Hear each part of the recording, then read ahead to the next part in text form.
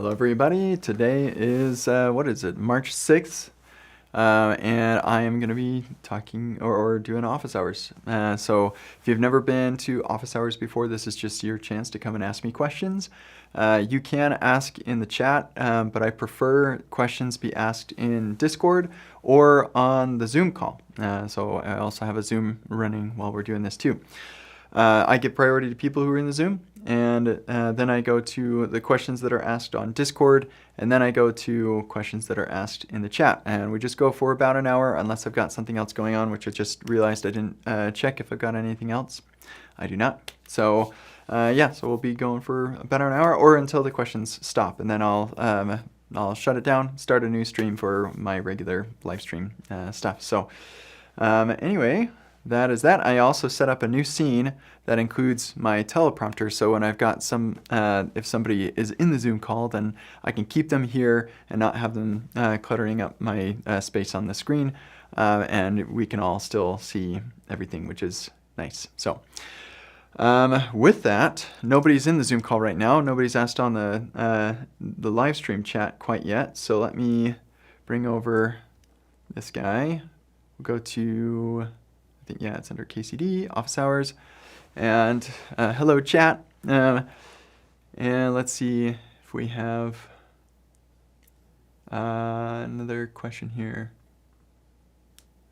I think I talked about, I didn't talk about this on stream, I guess, but I did. I think I replied to a recent comment on this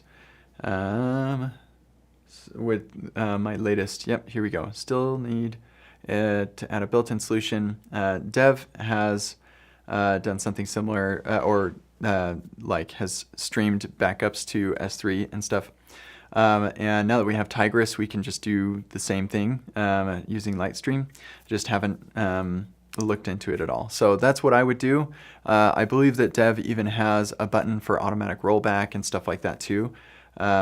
And so it'd be really cool to add something like that as a built-in feature to the Epic Stack. So that's kind of the goal ultimately there. But yeah, still, we aren't totally without backups though, because Fly by default backs up its volumes every day, and it keeps them around for like 30 days or something. And so you're not totally without backups, but yeah, it's certainly not the desirable situation. Yeah, let me grab this link and I'll say I answered this on stream. Here we go. Whoops, answered on stream. There we go. Hello, Jonah. Nice to see you. Still nobody in the Zoom call, no questions in here, so let's take a look at the YouTube chat. Just expression of gratitude. Thank you. I hope that what you see is interesting. Okay, well that could be pretty quick. I'll wait just a second longer. Actually, while I'm waiting, if you're watching this later and you're like, oh, I had a question for Kent, but I didn't even, I wasn't there or whatever, you can always ask in the Discord and I'll answer it later.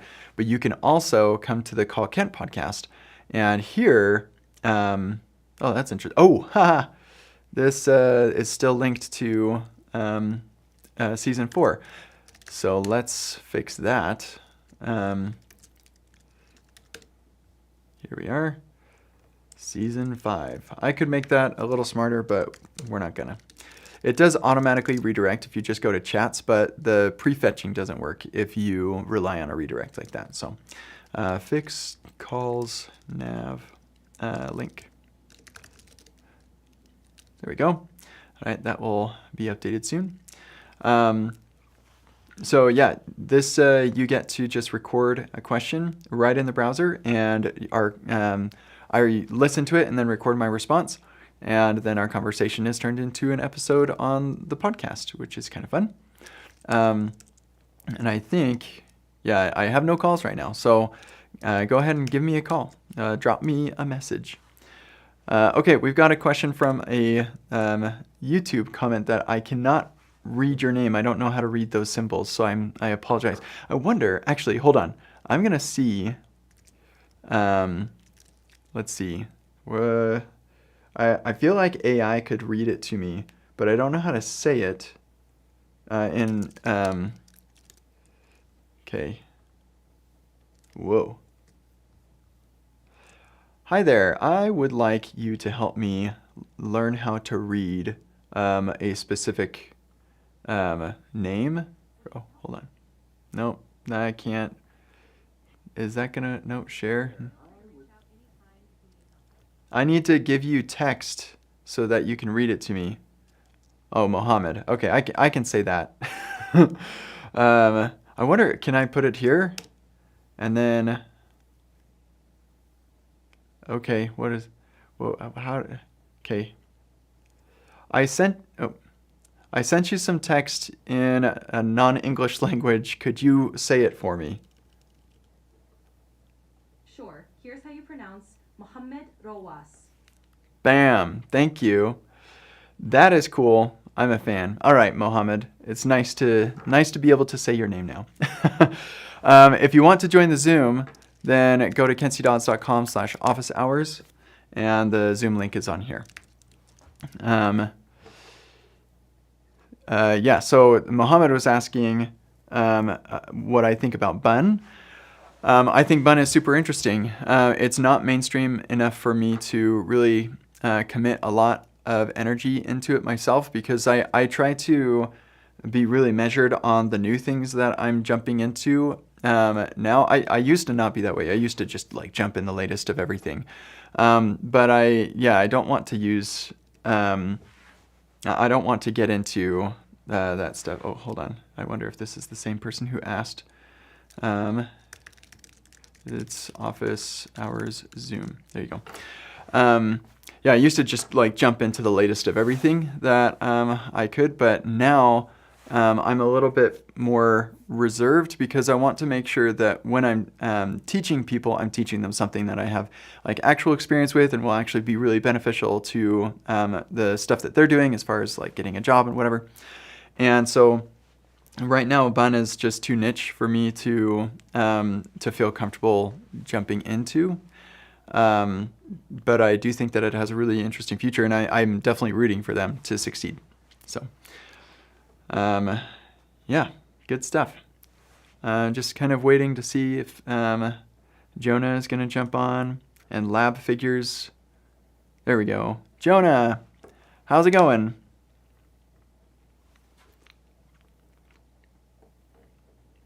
Connecting to audio. Hello. Still connecting to audio.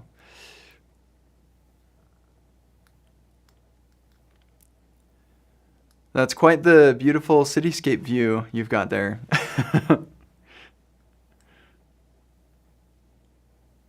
Hey, Hey, how's it going?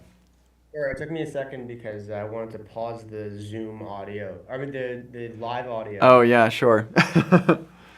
Yeah, just to get rid of that echo. So my question, I mean, hey, all is well with you. I was gonna ask last week, but then when I jumped on, yeah, I think you had already gone through all of your checks and no one was asking questions, and then or maybe you had something you had to shovel the driveway or something. Yeah, I've had instances where I needed to do that, yeah. Yeah, it's been crazy here. Yeah, if I showed you the amount of snow, I'm 5'11", and it snows about as tall as I am now after No. shoveling. Yeah, I'm in Toronto, Oh so my goodness. but the crazy thing is, it's been like that for about 2 months. Oh my goodness. That is wild. What a season you've had. Well, we had one. We actually only had one real dump, one or two dumps, and but they were so big that it just stayed like that, and it's Huh. been cold that it hasn't melted, which is rare because the last few years, yeah, we haven't had that at all. Like every year growing up, we had a hockey rink, and we were able to skate and play hockey in our backyards. And this and previous years, it was been so warm that we just can't, and all of a sudden now we get this dump, Wow. like we're in Denver, or Colorado. Yeah, that's wild. And you don't have like, how's the skiing up there? I don't think you've got much by way of mountains or anything, right? we got icy hills. Yeah, that's too bad. You should come to Utah and experience the skiing we have here. We're getting dumped on the mountains right now. Are you in Utah? I thought you were in Colorado. Yeah, I'm Utah. Mhm. Okay, yeah. So you have Park City there, right? Uh-huh. That's like Yeah. your. In fact, last year uh, uh, the conference that I ran, Epic Web Conf, was in Park City. Yeah, I mean that's convenient. Yeah. But but yeah, I have been to Utah. I was in Aspen several years ago, and that was pretty amazing. Um, I've been to Wyoming, but never Utah, and I definitely plan to come out there. So when I do, Well, I'll hit you you up. you could come to Epic Web Conf. It's just later this month, March 25th and 26th, and we're doing a ski day on the 27th. Oh It's man, a really good excuse. You should totally come. Look at yeah. all So these people. Wait, I'm I I'm still selling it. Look at these amazing people. You recognize some of these people for sure. I At least recognize the one guy like person. go that guy. Yeah, that guy I recognize for sure. Yeah, these Uh, people are great. It's going to be a really, really good conference. So I hope you can make it. I honestly like. I had this schedule full of conferences that I was going to attend this year, and then instead I am hiring people. Mm. So so that kind of cut some of the budget, and I'm going to be in I'm flying to Boston and New York for the next few weeks, and then running back and just have to build product. Well, I can appreciate Unfortunately, that. But since you are in Toronto, maybe this one will be a little bit better. The oh, Remix Jam, it is in Toronto. The Remix team okay, is throwing this. I'm guessing probably at the Shopify offices. Um, okay, so that'll add it. I'll add to my schedule. yeah, I'll throw that on the Discord. I'm not affiliated or There's anything, but it, I am hoping okay. to go. There's no ski day there No, on the icy hills. I just realized this It's thing can not be dragged around. That's kind of fun. Woo! Can I drag this? Oh, It's wow. kind Jeez. I want to, like, now I want to get a guitar and strum it with the pick. Like, of a virtual guitar. Yeah, they should have one there. that's funny. Very cool. Anyway, did you have a question, Jonah? Yeah, I did. So I'm building an app that's pretty interactive. It's kind of like a Canvas-like app. Mm. It's in React, and it's becoming a bit of a burden to manage all of the state. I have already for data Redux, and I'm pretty comfortable with all of that. So much so that I kind of defaulted to using another Redux store as a hack to manage the UI state with all the interactions. There's a lot of different things that are going on, and what ends up happening is I'm adding more just state variables and additional contexts to pass down to the components, and obviously it works, but it's just super annoying Hmm. to have to do it every single time, and it just smells bad. You're talking about, like, there's a lot of boilerplate? I guess so, yeah. I mean, there's two things. I suppose on the one hand, I want state to be centralized. Mm-hmm. So I Well, and what's want the all motivation these, there? so I can track every single interaction that happens, um, for debugging purposes mostly. Like if something weird happens where an event is firing or a mouse up is going weird somewhere, I just know, okay, that's what fired the mouse up. Hmm. Take care of it. Hmm. And like, it makes life so easy. It's kind of like with the same motivation for Redux, where I'm not handling data in the component. I'm doing so in a centralized location where every single state change is just tracked. Hmm. Um, is that fair? Mm-hmm. Yeah. Yeah, and because it's so interactive, just like getting all of those to funnel in kind of through one location in the end, and being able to visualize what the store is at any given, what the UI at any given time is super helpful. It just cuts down debugging time. So my question is, what are your thoughts on how to actually set that up? How would you set it up? Well, so I don't know. I probably don't know enough about the application that you're building. But I used Redux back in 2016, and I don't expect I'll ever do that again. I know that Redux Toolkit is a lot better than it used to be, and I'm assuming that you're running on a relatively recent version of Redux and like following modern patterns and stuff. If you're not, then I would recommend like go, do that. Um, but yeah, um, I typically prefer to put my state as close to where it's necessary as possible, um, because that I can appreciate how if something weird is going on with the application, you have one place that you go to. You always know that this is where I'm going to find where the problem is. Um, but I think that React gave us components so that we can componentize things. And when there's something weird going on with this component, I can actually also just go to that component and I know, like, figure out how that component works. That So assumes you know what component is going wrong. yeah, I suppose so. Like I said, I don't know. I probably don't know enough about your specific application to speak to it, but typically I do know what component. Now, if there's a lot of shared stuff, like this component talks to this component in some way or something, then yeah, like when I Yeah. say the state should be co-located, I mean like find the least common parent in the tree, and Right. that's where the state should be. And The so first common for closest first common parent, yeah. yeah, like in general, like there's a point where you get to like this is almost global, so I just like throw it at the root. But yeah, often it's gonna be like, oh, these are sibling components, so we'll just put the state in their parent and stuff like that. Exactly. That's what tends to like it ends up happening is it's quite often that interaction in one place will you want to just see what's going on somewhere else. Like you're doing something to an image, whatever, and you want to just make sure that there's a status bar of what's going on the Hmm. right hand side. And so like yeah, that status bar could change. You could put the status bar on the top, on the bottom. It could be a floating status bar, whatever. So that's why it's the higher it is, it kind of just makes more sense. And then as you add more features in, you realize, oh yeah, well, why would I put this in a random parent below when it makes sense. I can just track everything for debugging because then I could have one debugger panel in the middle of my app and then it kind of just works, Yeah, I you mean, know? like it sounds really nice, and it's just not something that I've done for a really long time, and the experiences that I'm building typically don't involve that level of high interactivity. Like it sounds like you're building like Figma level highly Yeah, yeah. interactive sort of thing. So.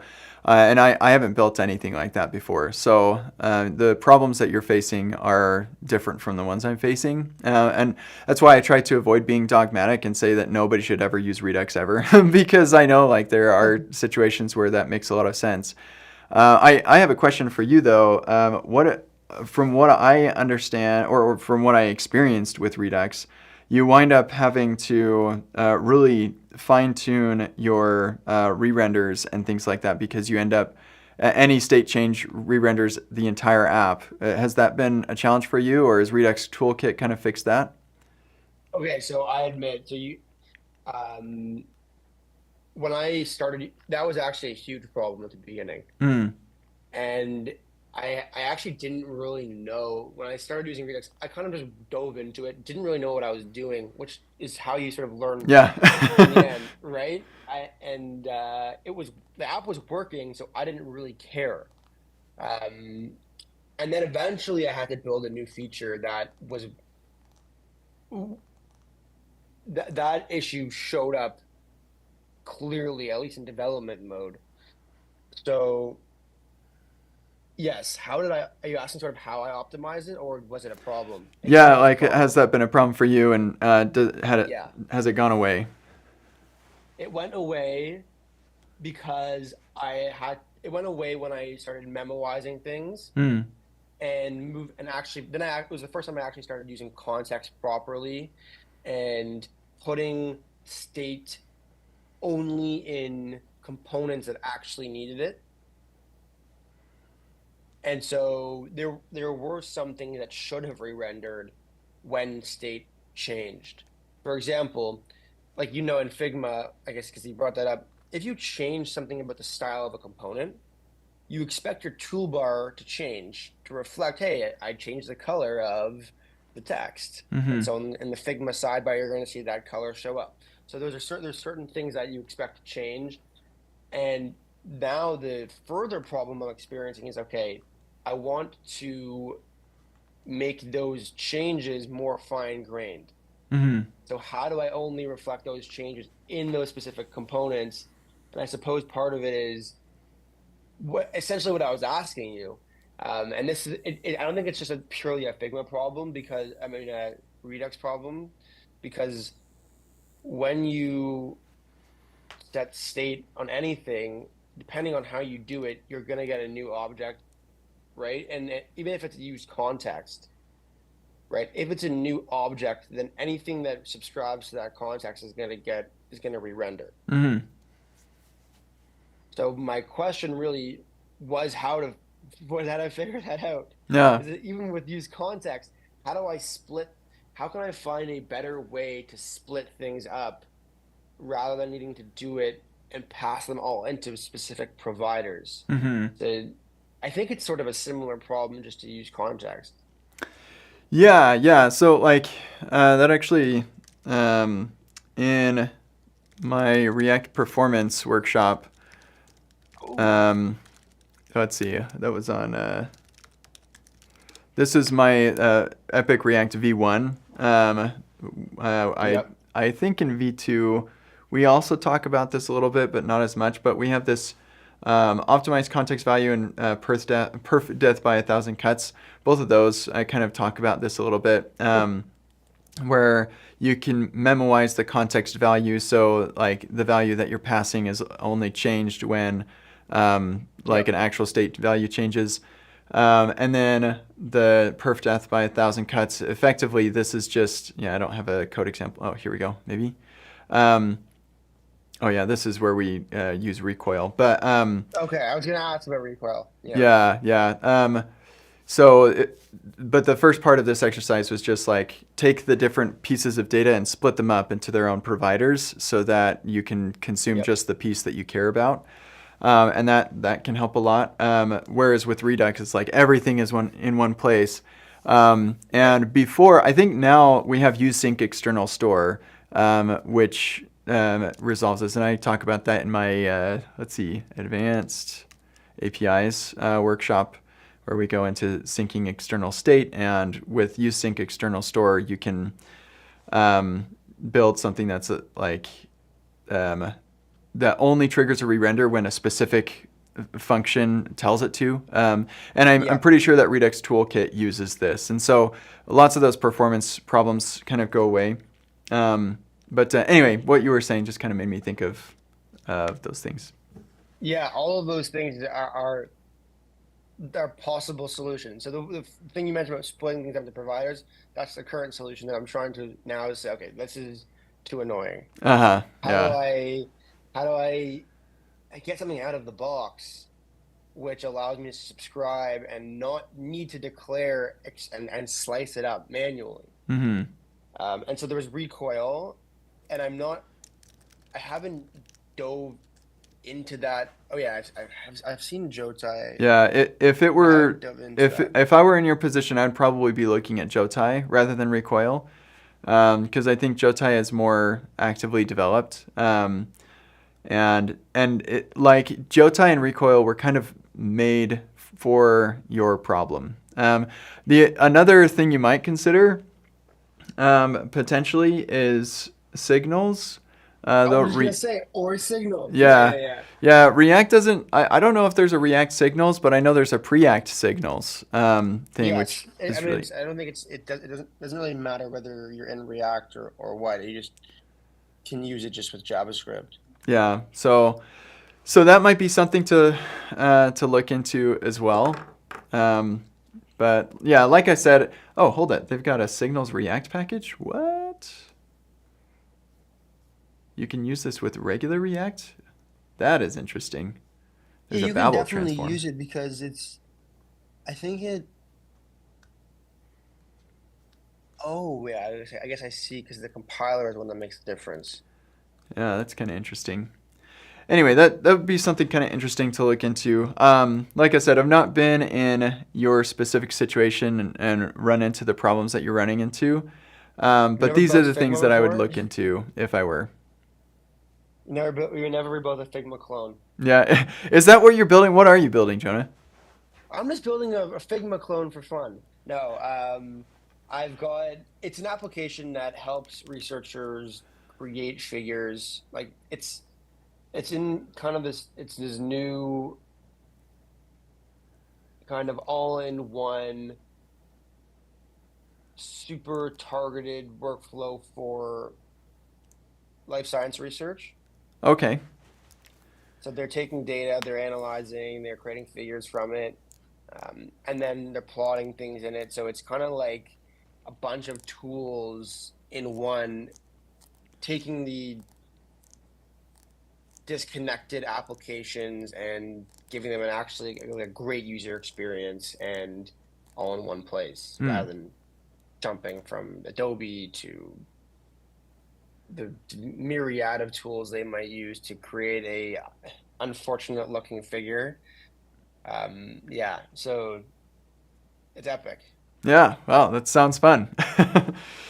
Yeah, it's a lot of fun and getting some traction, doing some expansion and I never thought that when I started this journey that I would actually need to get so into the weeds on the front end. I just never thought it would happen. And here we are. Well, yeah, you want to build interactive things on the web, you're gonna need to get Yes. into that. Yes, very true. Yeah, no, I think at the beginning I just was like, all right, no one's gonna care if it how but the user interface. This was just the beginnings. I was like kind of like a pure CS algorithms guy. Ah, And I was like used to the command line and just like running programming contest questions and things.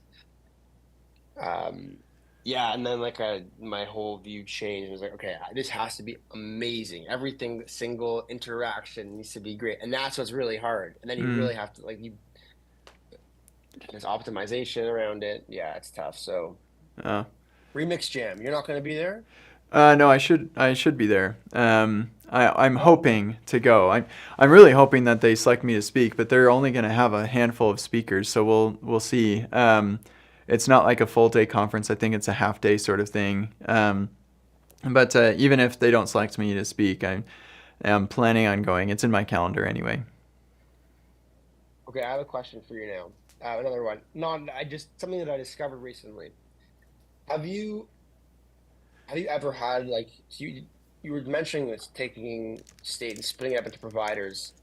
Um, have you ever tried to debug that in a way that or found a way to debug that beautifully? Well, I mean, there. I've not really got into a situation where I had trouble with that, and especially Okay. now with like lots of the types of applications that I build, the only client side state that I need is typically going to be um, um, like the specific interactive bits for components. So like a date picker or a drop down or Got something. it. And so I'm using Got reusable it. components for those anyway, not really using a whole lot of state with that. And then everything else is Got it. coming from the server, and so it's all just stored in React routers, state management stuff for that. Or before Okay. that, it was React Query. Um, but there was a time where we didn't really have or use those things, and uh, so I stored plenty of state in my own context. And I don't know, like typically I know which elements of state are the problem, and I know which providers I'm putting it into. And so I can just throw a debugger in the component that's rendering that, and I know what's going on. Fair enough. Yeah. Yeah. I think it just began with all the interactivity that because I was originally keeping everything so close to like so close to home. that when a mouse went up, I wasn't sure where that. I had so many add mouse listeners, Hmm. right, on the window that I wasn't sure where it was happening, Hmm. and it became a disaster. Anyways, no, I just found a cool way of viewing all those contexts. If you import star as all contexts, then you can get every single context that is available to a certain component, and then you can just like render them all and their states on the screen. Mm-hmm. So then if anything's ever changed, like you hide the ones that are not active, and then as you start moving the mouse and doing certain things just pop up, and you can see exactly what's going on in real time. Yeah, that's clever.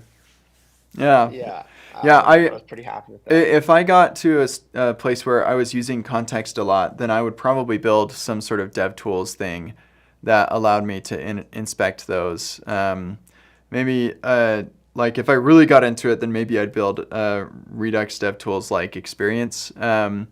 But I hope I never get into it that much. Yeah, yeah, and it's safe to just not have to deal with most events or all these events. It's a lot. Yeah, yeah, definitely. If you're changing state on mouse events, then there's some hardcore optimizations you're going to want to do. Yeah, and it's like a lot of it's way more hair lost than I would have liked. Just like, where is this happening? Yeah, yeah.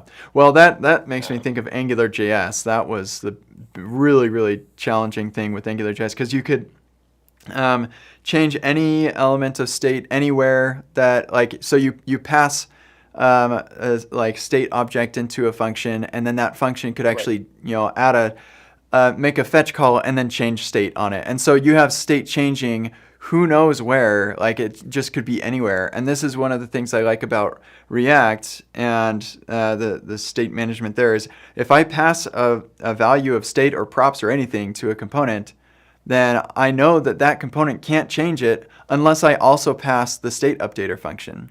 Right. And so it's so much easier to track. Like I can literally see every possible place where this state could change. That is massively helpful. Or, I mean, so what I did was when that happened, and there were so many different places I could change. Um, what I did is I just created a wrapper around set state, and whenever that changed, I just debugged on that wrapper, and you Yeah, just go say, "Oh, okay, it's happening there," and yeah, that then helps a lot. See, like this is where two-way data binding really fell over for me, and why I have not been at all interested in what Svelte and Vue have been doing with their like two-way data binding stuff. Like you pass the element of state, and then you can mutate that thing, and that triggers a re-render. And I just have no way of knowing like where something can possibly change without going to everywhere that variable is being passed. It's just there not the way I has to like be to do some it. way to there has to be some way to observe those variables. Probably, like they've probably ran into this problem, and instead of abandoning it like I did, they probably solved or band-aided over it by adding some better Yeah, DX. But I just don't like mutation as a mechanism for re-rendering. I think that's a mistake. So it is. Yeah, I think it makes lives easier for developers that aren't used to it, mm, and like you're just like, oh, so much boilerplate just to change a variable, right? mm, And they've never done this kind of thing before, I think, but it's definitely worth it to have like explicit. clear is better every single time. Yeah. Explicit is better. You read your code like a book. No need for do you are you a comment and code kind of guy or no comments? I Just I read uh, your I code like comment a book. when it's unclear why something's working the way it is. Right. Okay. Fair enough. Otherwise, you just like write out exactly what's going on. Yeah, yeah. I try to Code use like good documentation. variable names and things. I have a principle about this actually. Um,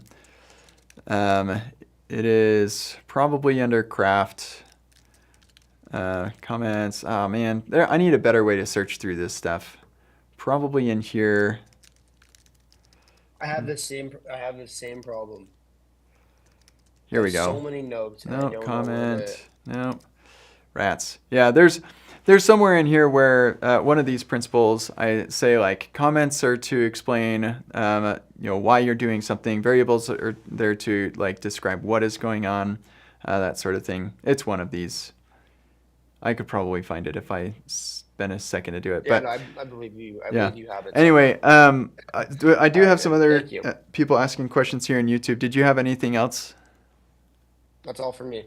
Hey, it was nice to chat with you, Jonah. If you have anything else, just let me know. I will. And yeah, all the best. Thank you. Thanks again. Yeah, see ya. Ciao. And you're welcome to hang out too if you want to still just chill. That's fine too. Yeah, I have to, action on your advice. Okay, yeah, good luck. I hope it works. I appreciate it, man. Me too. Take it easy. Yeah, thanks. All right, so I've got a couple questions here. One question from SGAI Kaiwu. I don't know how to say that. Why did Code Hike not become popular for dev blogs? No idea. I don't know what Code Hike is. Sorry. Maybe that's why. Not enough people know about it. It's kind of an inverse, or what's the word for that? Where you use the definition of the word when defining the word, or use the word when defining the word. Anyway, I don't know what Code Hike is. Sorry, sir. There's huge difference between audio pitch. Rats. I'll have to look at that. I think actually, you know what? If I go back to this view, I wonder if I can change the volume over here. No, it stays. Yeah, sorry. I'll have to come up with something for that in the future. Thank you for letting me know. Okay, well, that is all the questions. So let me double check the Discord. Yeah, nothing left there. Nobody else is in the Zoom. So that is going to be it for us today. Thank you so much for joining. Let me switch over here to...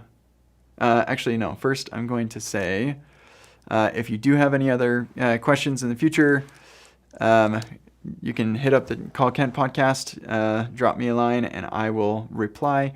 And there's also, just jump in the Discord and drop a question in here, and I'll get to that next time.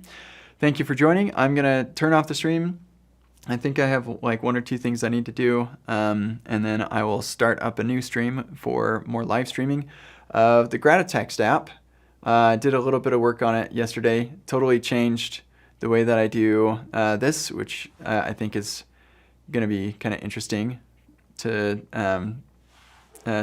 play around with. Makes the mobile view better, but I also did the same thing for desktop view, so it's not quite so bad. So anyway.